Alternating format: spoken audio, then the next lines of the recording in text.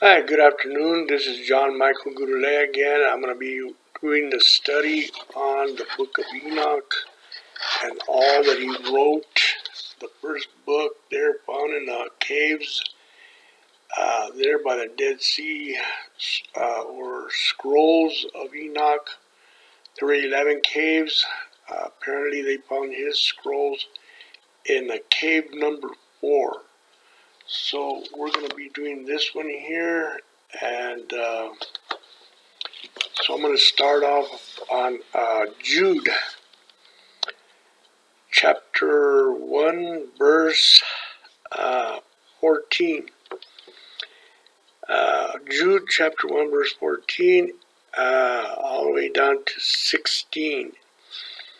It was with them in mind that Enoch, the patriarch Enoch is what they called him, the seventh patriarch of Adam, made this prophecy when he said, I tell you, the Lord will come with his holy ones in their tens of thousands to pronounce judgment on all humanity and to sentence the godless for all the godless things they have done and for all the defiant things said against them by godless sinners. They are mischief makers, grumblers, governed only by their own desires, with mouths full of boastful talk, ready to flatter others for gain. So we're going to go to where it all began, and here in the book of Genesis chapter 6, verse 1 to 4, reads, when people began being numerous on earth, and daughters had been born to them, the sons of God, looking at the women, saw how beautiful they were, and married as many of them as they chose.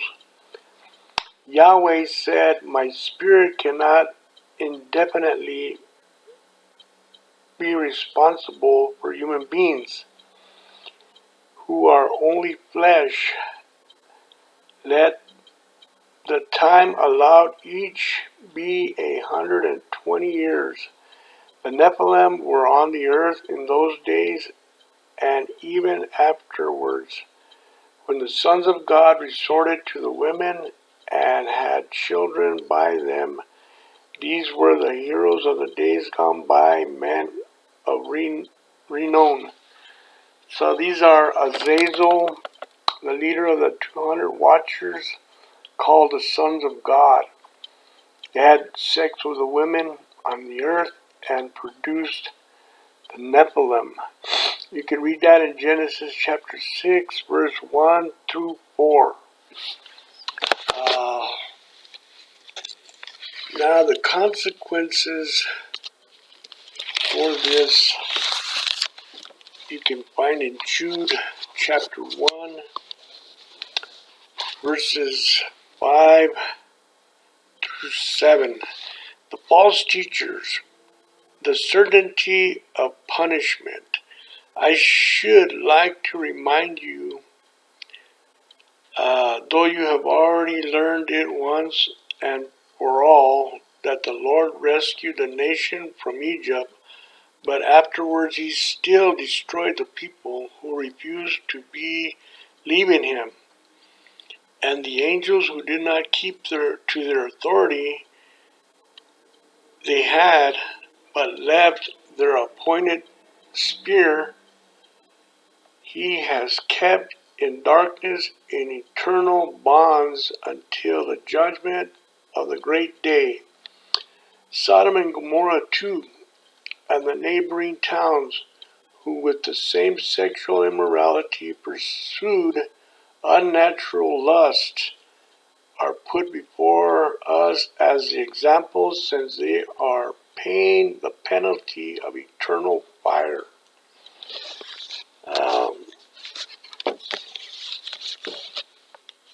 Okay, now we'll go to second book of Peter, and is going to read the same thing, the second book of Peter, chapter 2, verse 4 down to verse 6.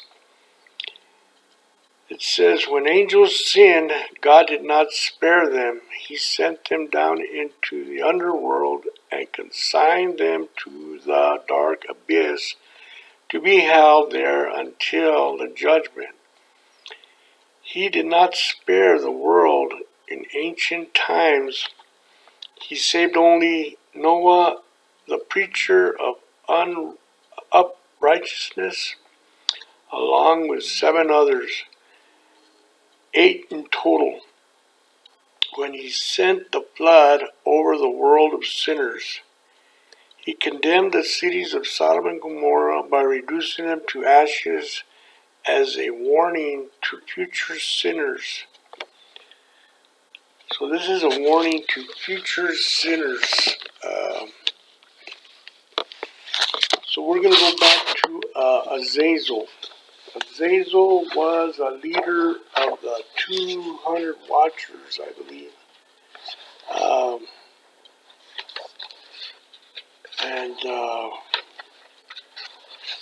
It says right here, Azazel. Okay, we're going to go to Leviticus chapter 16 right after this, because they're doing something in the temple that represents the good sacrifice to God, and the goat who has sin put on it and sent to Azazel in the wilderness. So it says Azazel, possibly meaning strength of God or goat of departure, is a fallen watcher who imparted forbidden knowledge to humanity and played a central role in human corruption. He was supposed to be the leader of these 200 Watchers. So we'll go to Leviticus chapter 16,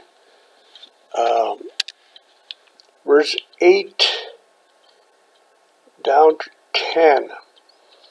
And it says that Aaron, the high priest at the time, will then draw lots over the 2 goats, one lot to be for Yahweh and the other lot for Azazel. Aaron will then take the goat on which the lot for Yahweh has fallen and offer it as a sacrifice for sin. But the goat on which the lot for Azazel has fallen will be placed alive before Yahweh for the rite of expiation to be performed with it, and for it then to be sent to Azazel in the desert. So Azazel is a fallen angel who brought corruption apparently down upon Israel or upon humanity, and therefore he got chained up in the wilderness. And they would do this to these 2 goats. I believe it's once a year, and they would send the goat that was full of sin, the sins of Israel, back to Azazel, because Azazel apparently caused Israel to sin, and so all the sin they would put on this one goat, and they would send it back to Azazel, who was chained up in the wilderness, and that's as far as I know. So Azazel was a fallen angel, and there's more to this story of the Watchers, the fallen Watchers. You also have the good Watchers, and we're going to be getting into that here. But I'm going to go ahead and read you this. We're going to be getting into the good Watchers and the bad Watchers. There are scriptures on both, but I'm going to go ahead and read you this. Enoch is a descendant of Seth, the son of Adam and Eve. Is depicted as a key mediator between God and humanity. The patriarch Enoch was a mediator between the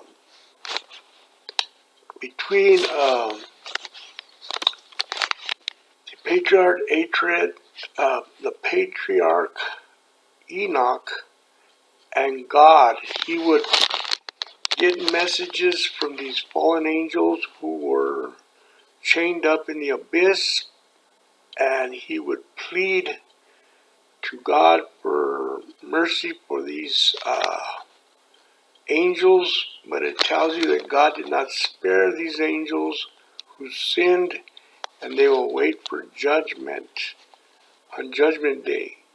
So apparently they're still in the abyss, chained up. These are fallen angels, and they've been around for a long, long time, so I'm pretty sure they're going to be waiting for judgment. Even if they pass away or they're still alive.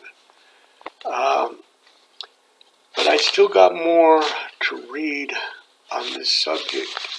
So I'm going to go ahead and end this part right here and start on another one. So I'll be right back. Again, this is John Michael Gurule, and we're doing the study on the book of Enoch.